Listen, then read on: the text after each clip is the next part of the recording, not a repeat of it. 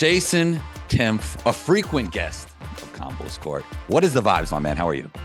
I'm doing good. I can't complain. I'm excited to be kind of on the tail end of this playoff grind. This final schedule's not too bad. Every third night, like we do our little film session the day after and a mailbag, but then I take a day off before the next game. It's been kind of nice, and then I'm starting to plan my vacations for the summer. So I'm starting to.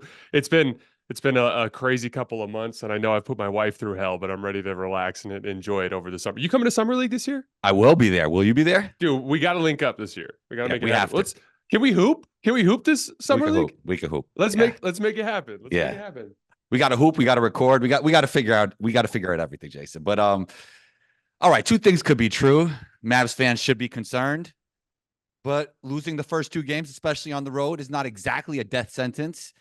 Did you see the Mavs learn anything or anything they could take away from these first two games? So I am a little bit more optimistic about Dallas's chances than where I was with Minnesota after going down 2-0. And the main reason why is like when I see a team that's trailing in a series, I'm looking for things that they can flip, like dynamics that they can change, right? Like for instance, in the Denver-Minnesota series, Denver was struggling with very basic things like just getting the ball up the floor against ball pressure or like setting a good screen to free up a perimeter player. And so when they went into game 3 and they just did those things better, they were able to kind of free things up for their offense. And then Jamal Murray got going and then everything kind of trickled down, right? What scares me for Dallas is I see two problems that I don't think they can necessarily fix. One, I don't think they can just do a better job of containing the basketball. It's a mismatch. The Boston just has so many guys that can beat people off the dribble and so many different entry points that they can attack with Dallas. It's not just Luka, and Luka's going to be the primary story. And for the record, there's a conversation I would imagine we'll probably have it today surrounding Luka's ability to keep people in front off the dribble and how that's an issue. But it's not just him. Like, yeah, I'm seeing PJ Washington get beat straight up. I'm seeing Daniel Gafford get hunted a lot in some switches. They're really struggling to contain the basketball. I don't know that that's something they can fix. There's a perimeter speed, I should say a depth of perimeter speed mismatch. Like Dallas is really good at the top on the perimeter. Like Derek Jones is really good. Kyrie's not a bad secondary guy there, but like they just don't have a ton of it. And then on the other end of the floor, I thought there was a play last night that I thought was the dead giveaway. Transition cross match. Tatum ends up on Derek Jones Jr. in the left corner. And as a result, Horford ended up on Lively. And so Luka immediately brought him up into a ball screen. Lively set the screen. Luka came down, engaged Horford, hit a pocket pass to Lively, and Lively dunked all over Derek White with a two-handed That dunk. was nasty. And then... Yeah. It just did the head tap after. Yeah.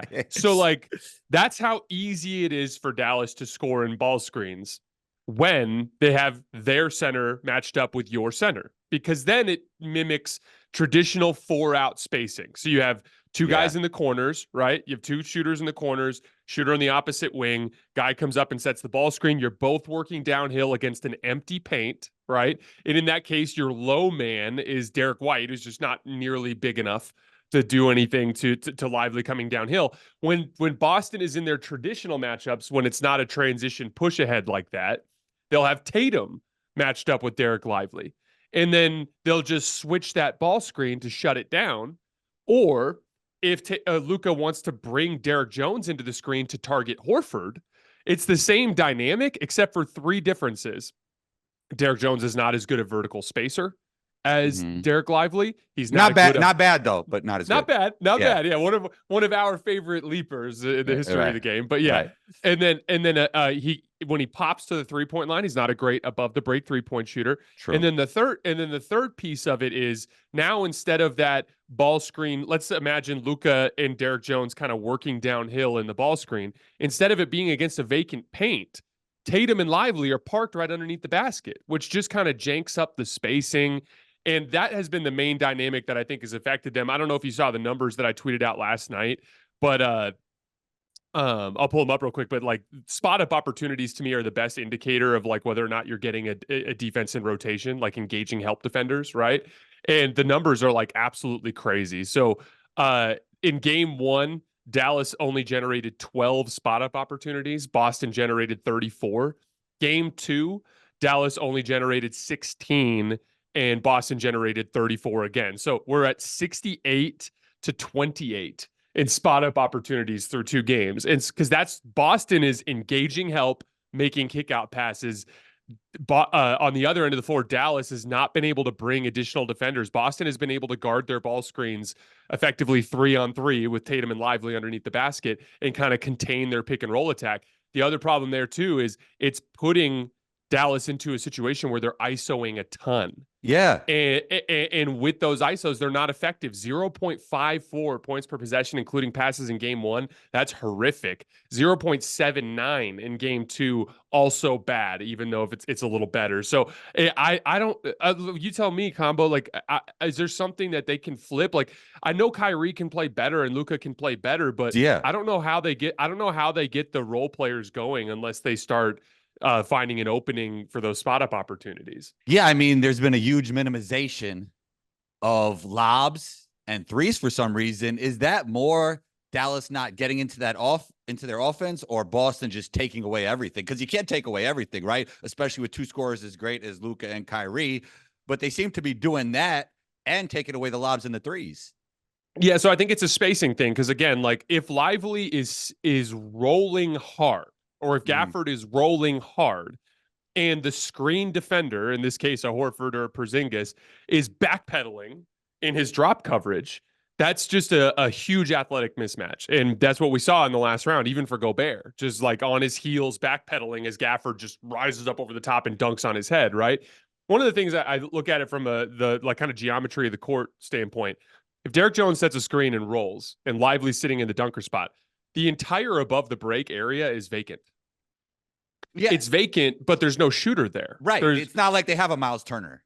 Yeah, exactly. Yeah. Exactly. That's really where this has gone wrong. The perfect counter to what Boston's doing is you need one of those guys that's matched up with Porzingis or Horford to be able to successfully pick and pop to the top of the key. Because essentially, if you don't occupy that space with a threat, then it just turns into a cluster F underneath the basket, right?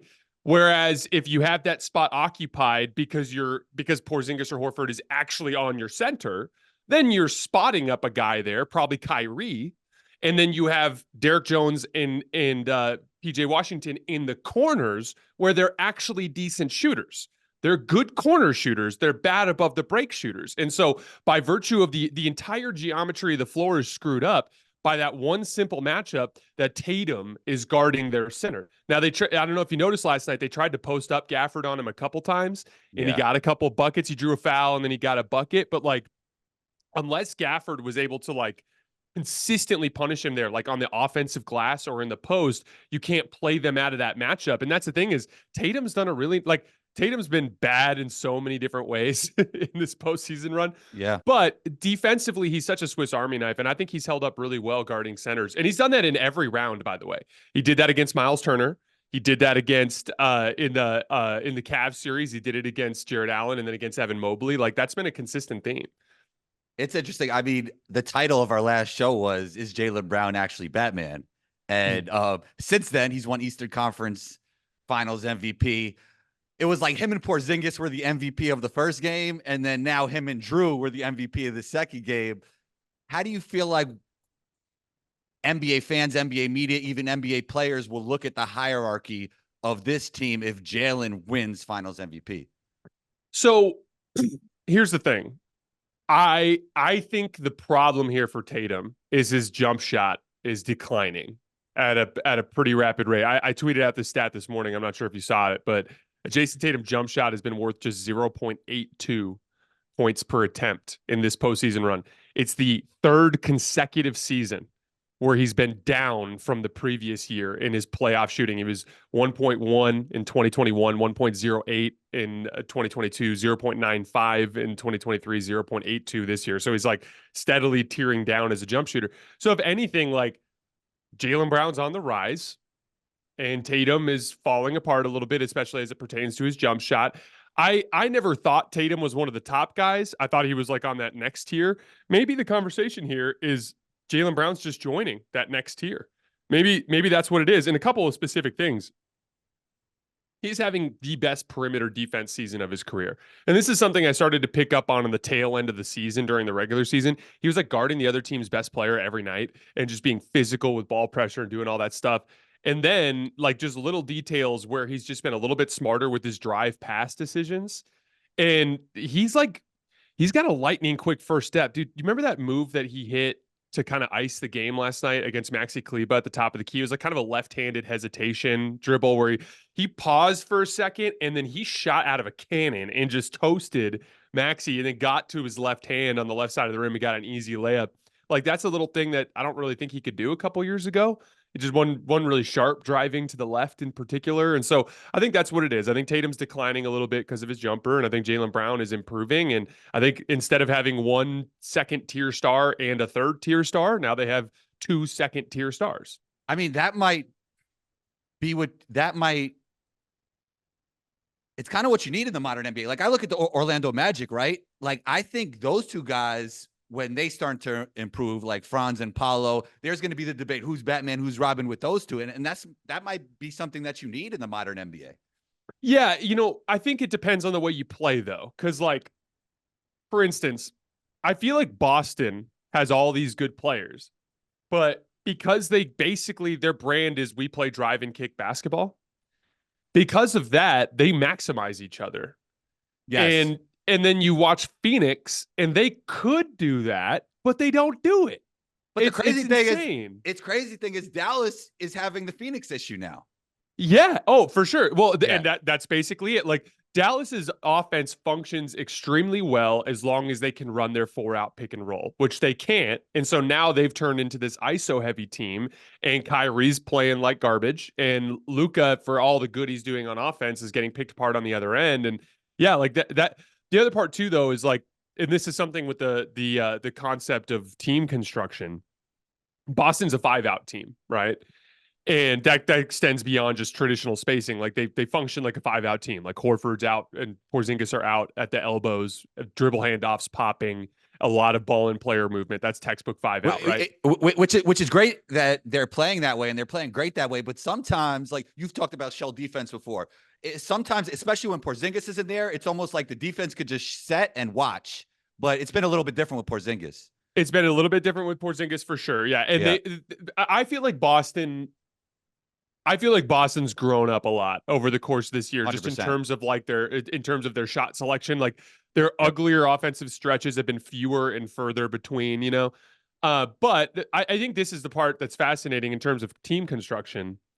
So 5-out functions best when you have multiple offensive threats, right?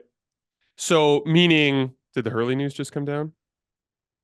We were going to talk about that anyway, so let me know. Darvin Ham is joining the Milwaukee Bucks as the top assistant under Doc Rivers. That's the piece. It was the Woj bomb, and I was like, oh, here we go.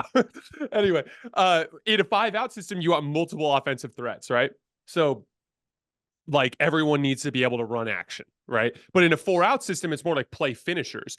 And that's the fascinating part. Like, I was watching a clip from Draymond Green and Kevon Looney this morning, and Kevon Looney's like, Luka needs to get the role players more involved earlier in the game. And it's like, okay, so what is he going to do? Toss the ball to PJ Washington on an island? And is he just going to go to work? Because that's the thing. Dallas is not constructed that way. They don't have multiple threats. It's Kyrie and Luka.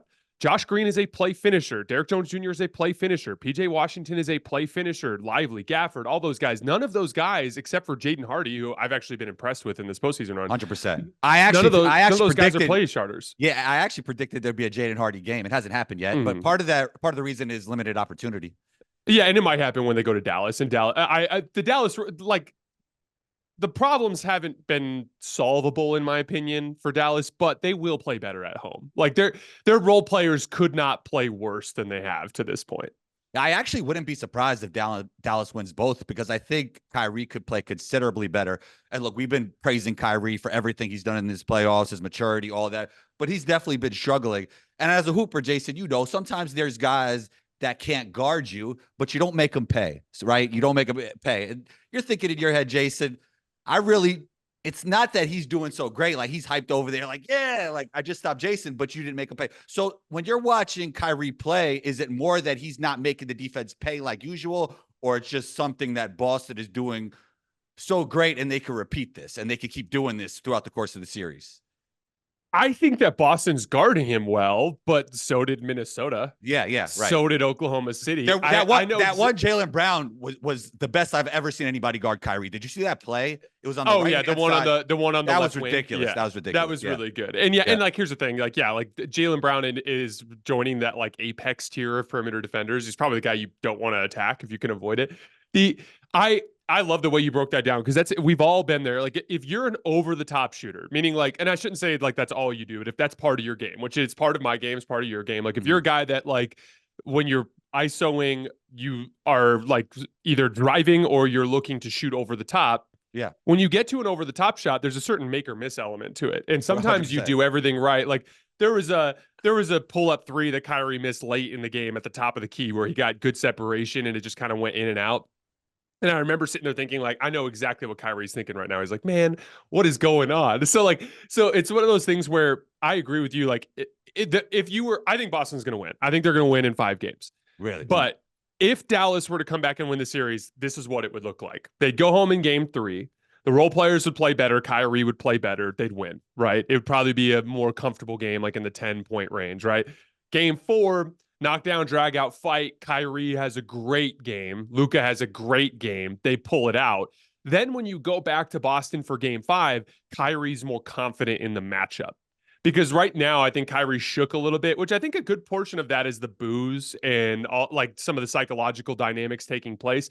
But like, if they can, we saw this before, by the way. I don't know if you remember in the 2016 NBA Finals, Kyrie was bad at the start of that series, and then he had that big game 5 and it just never stopped. And then all of a sudden, like he was just because you and I both know Kyrie's not a guy that really is that dependent on the defense. He's a tough shot maker. So like if he gets that part of his game going and some of the role players get going and Luka, part of it too is like Luka, Jaylen Brown and Jason Tatum are attacking Luka every time down the floor. What if Luka kind of starts to quote unquote solve some of their body language to where he can flatten out some of those drives and contain the ball a little bit better? There is a pathway there. I just view it as somewhat unlikely.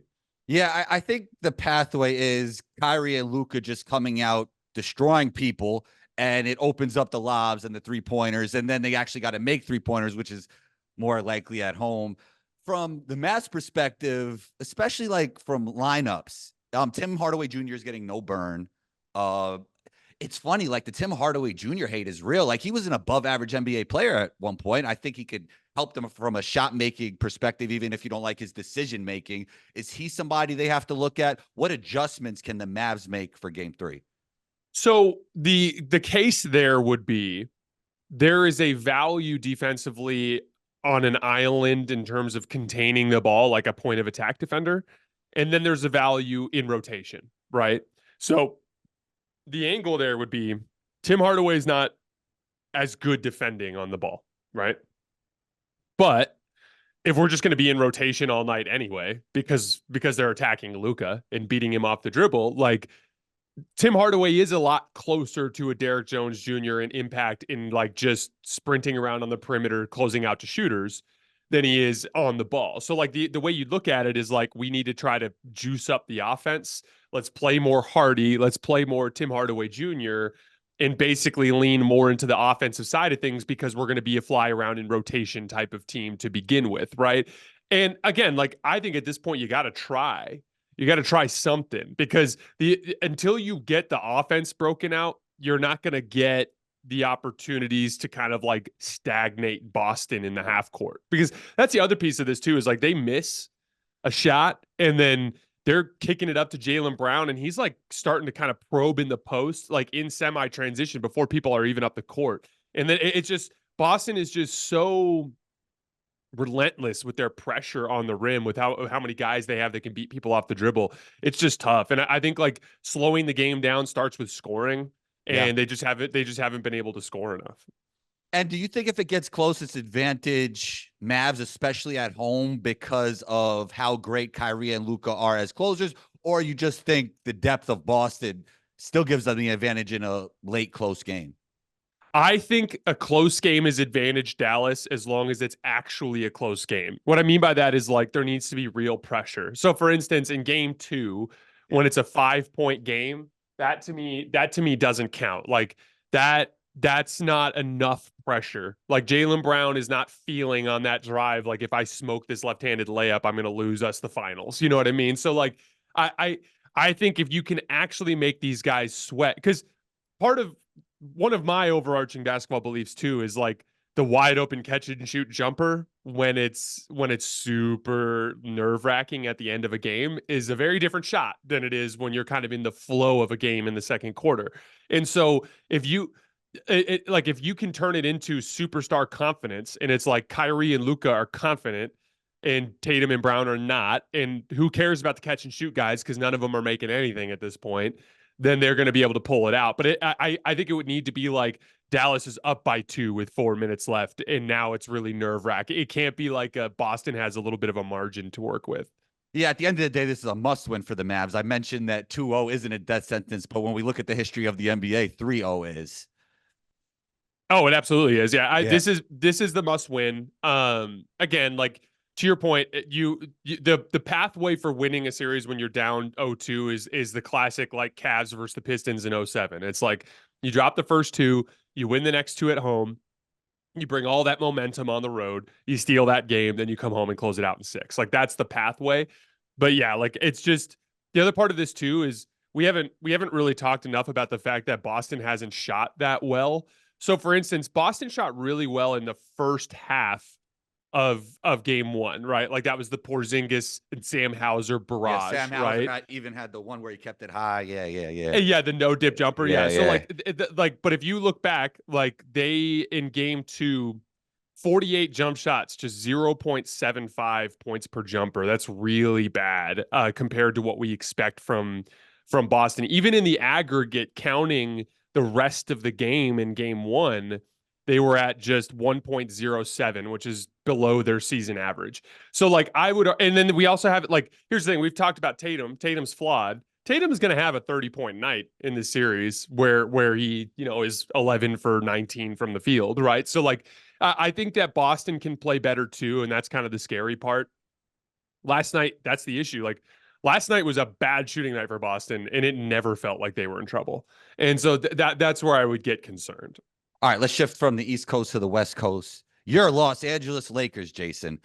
The only 2 coaching candidates I have heard about is JJ Redick and Hurley. Hurley obviously has the coaching experience. I think the only place JJ has coached is youth basketball in New York City that I hear about. I think he's like coaching youth basketball here. But JJ does have the advantage when it comes to understanding the NBA locker room, right? Who would you like to see be the next coach of the Los Angeles Lakers? Definitely Dan Hurley. That's what I'm hoping on today. I think Dan today Hurley, is that supposed to come down the pike today? The report will come down the pike today. That's why I so rudely interrupted your podcast to check that Adrian Wojnarowski drop because well, in fairness, I had double. I had a Woj notification because I have his tweet notifications on, and then Logan Swaim, our head of content at the Volume, is a diehard Lakers fan, and I immediately had a text from him.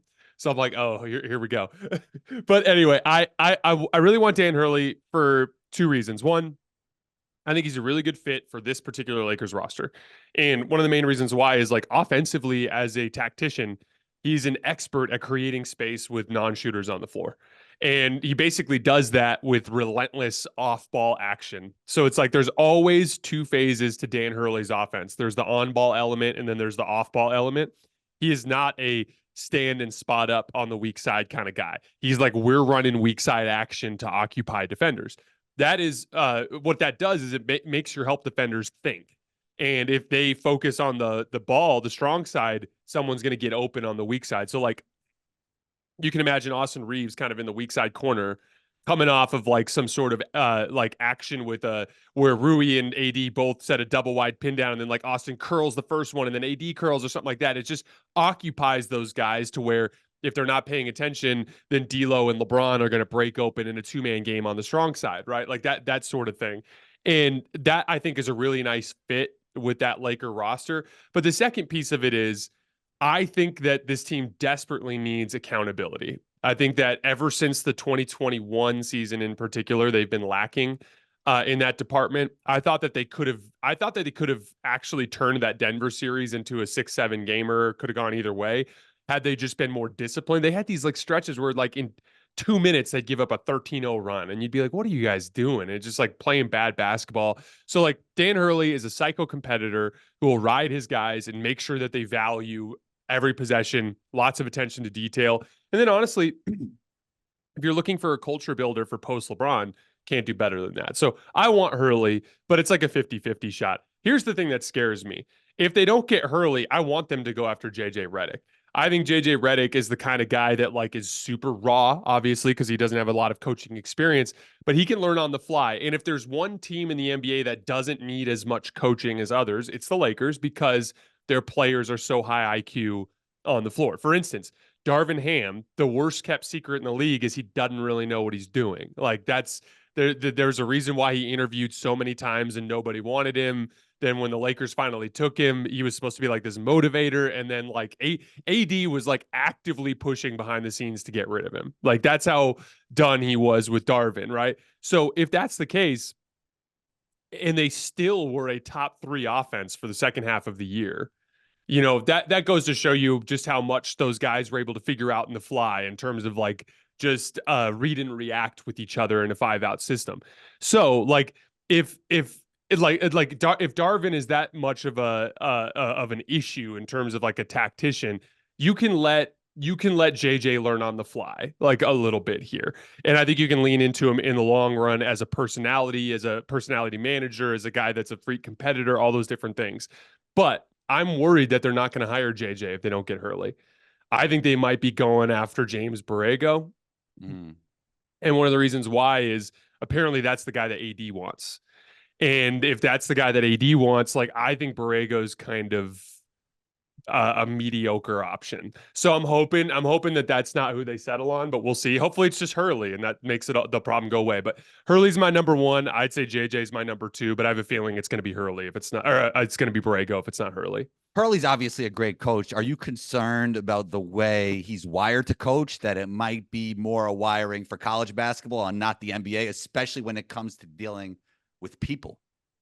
I think he'll have to make an adjustment for sure. But let's just go. I was talking about this with Colin in the show that we did after game 1. Let's talk about the best coaches in basketball. Who's number 1? Spoelstra, right? Oh. Like I think we all agree. He's kind of an intense dude. Yep. You know, who coaches the Knicks, a really good coach, Tom Thibodeau. He's a pretty intense dude. But Ty Lue's up there. Ty Lue's pretty chill. Yep. But like I'd say Steve Kerr's kind of in the middle, but like Mike Malone, coach of the Denver Nuggets, kind of an intense dude, right? Yeah. What about Greg Popovich with the Spurs? He's kind of an intense dude. Like he's screaming at players in huddles and all those kinds of things. I think it's a fine line. I think as long as you command the respect, which by the way, in a weird way, because the counter example is David Blatt, right? Like everyone's going to be like, oh, remember when David Blatt came over champion from Europe and LeBron just scoffed at him and wanted Ty Lue instead, right? But here's the thing. I think that at the risk of it being kind of xenophobic, I think that LeBron and some of these guys just have more respect for a guy who dominates the college game. Because I think, like, do you remember how LeBron used to always talk about Coach K? Like, that's kind of the way I look at it. So I think LeBron and AD would look at Dan Hurley as a basketball legend. And I think they'd be willing to embrace some of his intensity. And the short version is if you're Dan Hurley, you got to look at these guys in the face and be like, look, man, like you are 2 of the best in the world at what you do. I am one of the best in the world at what I do. Let's get to the promised land together. I am going to coach you hard. I am going to push you. This is going to be collaborative, but this is going to be tough, but we're going to get somewhere you haven't got before, you know? All right. Last thing before we get out of here, Jason. I was on vacation. I was talking to a Lakers fan, and he believed that the Lakers should part way with LeBron. Is that a common like theme among Lakers fans? And do you believe there's any benefit to that at all? I think it's a fringe group. The vast majority of Laker fans that I talk to, especially the well-meaning ones, they all value what LeBron brings to the table. Here's the thing. Say what you want about LeBron. There's stuff that comes with him. He is at worst a top 10 player in the league still right now. So like with that, you lean into the fact that he brings more good to the table than bad. As far as like some of the drama that comes to it, it's really this simple. If LeBron were to leave the Lakers this year, the Lakers are very far away from being a good team in the West for a long time. Yeah. They don't have the assets to make any sort of additional move. I think they're just in trouble. So like whatever bad comes with LeBron, the good outweighs it, in my opinion. Yeah, I mean, I'm a competitor. I would always want to win a championship. But LeBron being there, I mean, even if they don't, I'm sorry, Jason. Woo. You're good, man. Wrong pipe. Yeah. It's still good for business at the end of the day. Yeah. Oh, absolutely. It's like that. You think Dan Hurley's considering that job if LeBron's not there? Like that's Right. part of the appeal. You don't think he wants to be the last dude to coach LeBron in his career? That'd be amazing. Jason, great stuff. You're always welcome back on the show. Where can we find you? Social media and everywhere else. On Twitter at _JasonLT, the podcast feed at Hoops Tonight, obviously on YouTube Hoops Tonight as well. But yeah, man, the NBA Finals coverage will be going on for the next week or so. But then when we get into the offseason, we got Summer League, we got free agency, we got player rankings, all that good stuff. This was fun though, man. I'm looking forward to the next time. Let's get it done soon. You're always welcome back on the show. Talk soon, Jason. See you, brother.